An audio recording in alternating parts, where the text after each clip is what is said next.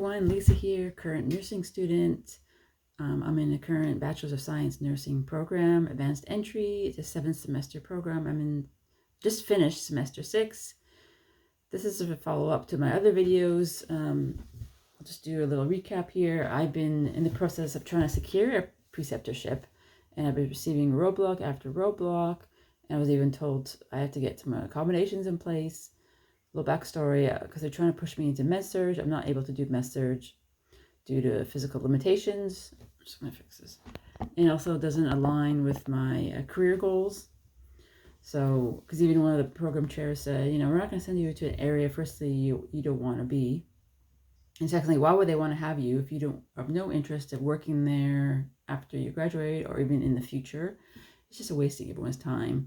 And also, the point of a preceptorship is a culmination of your nursing program. I've done all the requirement placements up to this point, and now it's the time to decide what area of nursing I'm interested in. I want what direction I want to put towards my career. Because when I do a preceptorship, this is where you're going to get a job potentially. For example, that's why I want to do it mental health. For those of you who don't know, like I'm undergrad in psychology, I've worked 13 years as a mental health worker, training in clinical hypnotherapy.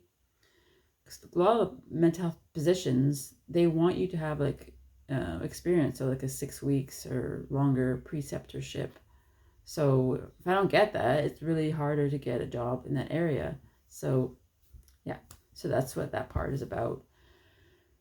I had to get accommodations in place, and it was a very long, time-consuming, unclear process. And I got a functional assessment from my physiotherapist last week, and I sent that information to the accessibility services, and they created a plan, and they emailed the faculty of health about this.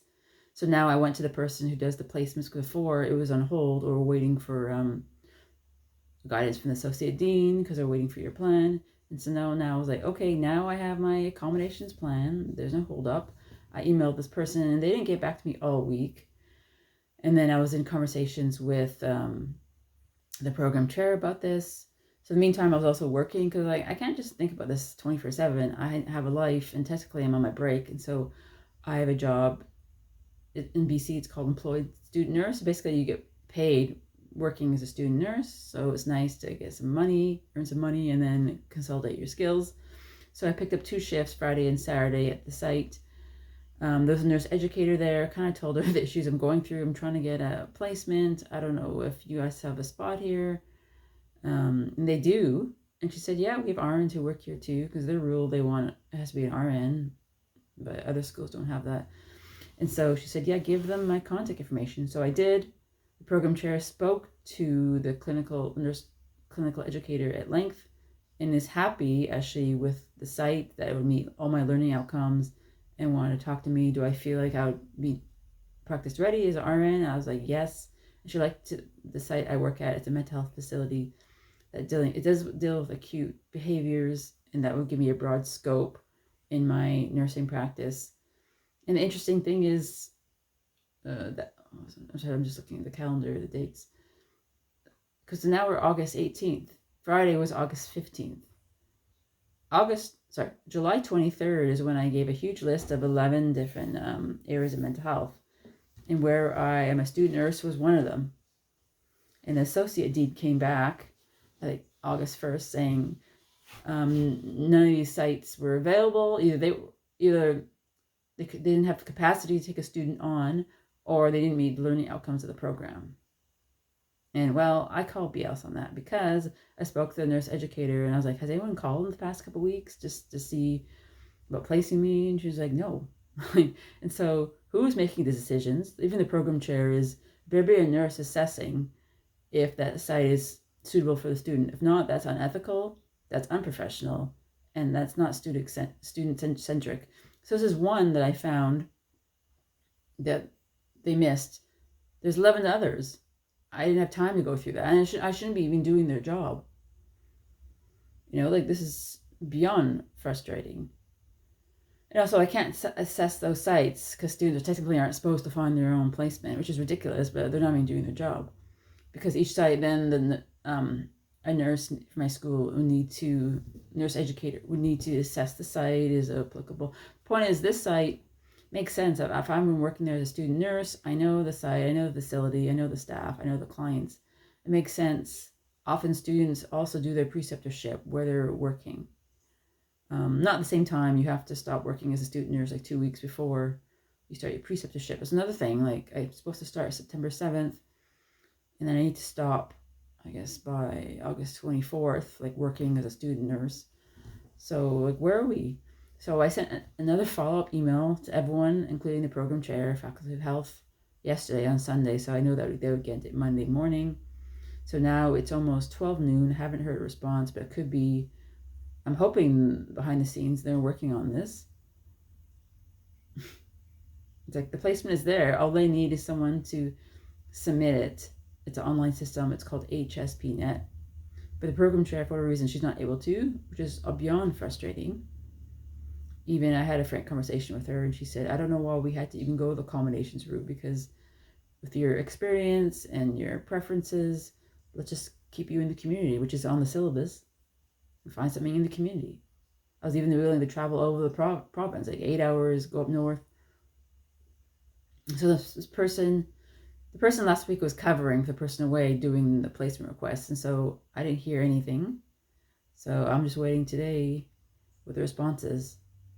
And I also had to reach out to the official dean of Faculty of Health, because I've been trying so hard since early July to get this resolved. I've been proactive, professional, assertive, and no one's really, except for maybe the program chair, no one's my ally. No one's been advocating for what I need to graduate. Because, this province I live in British Columbia, they say they're in a nursing crisis. Well, why are you putting up roadblocks to students? I know you have standards to uphold, but I've met all of them. And now I want to be a mental health nurse. So why are you preventing me from doing that?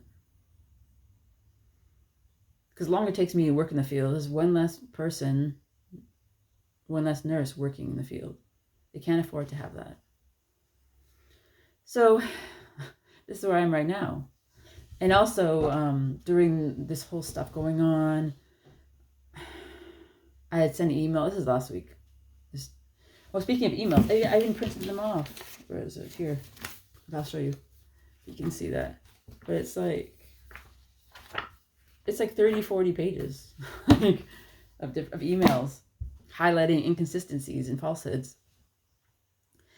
So one of the emails I'd sent last week, it was about, okay, now let's move forward with the community placement and this and that. The associate dean disregarded everything I said and basically was saying now, we should send the accommodation letter to your current placement site. I don't have a current placement site. I don't care that it says on HSPNet, it says palliative. I never wanted that. I never asked for that. And no one, they're not asking what I want, except for the program chair. She's been my ally the whole time.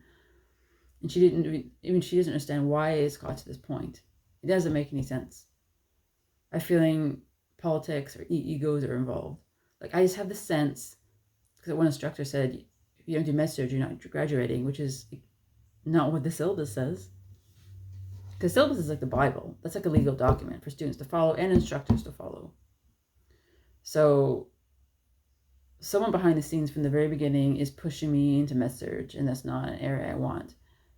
I just feel it was like that one instructor who should not be involved in this process. So it's just exhausting. It's time consuming. It's all I can think about. That's why I even tried to pick up some shifts to focus on something else. And I want to start my preceptorship. Like one instructor said, the point of a preceptorship, you're going there when you feel practice ready, you feel independent. And I do. Because where I've been working as a student nurse, I feel like since I've completed everything, because I started there last year, I feel like I'm more autonomous, more independent in my critical thinking. I even caught, I was giving medication to a client. There was an error with the medication MAR, and I was asking the nurses about it. And they're like, good catch. Or I was quickly assessing when I felt I should give a PRN to a patient. So I'm ready for a preceptorship. I don't need a break. So it's just, comment below, has anyone ever gone through something like this? I can't be the only one. I'm sure no one talks about it. Like, and then, so a couple weeks ago, I also reached out to the news media because I think this is a big part of the nursing crisis no one's talking about. And CBC News actually wrote back to me. They want to know more information, and they possibly may pursue it if they feel it's of interest. Because it's a public health story. It's not just about me. It's systemic regarding student disabilities being ignored, students' rights being ignored, no advocacy. You know, these publicly funded universities in British Columbia are getting funding from the government.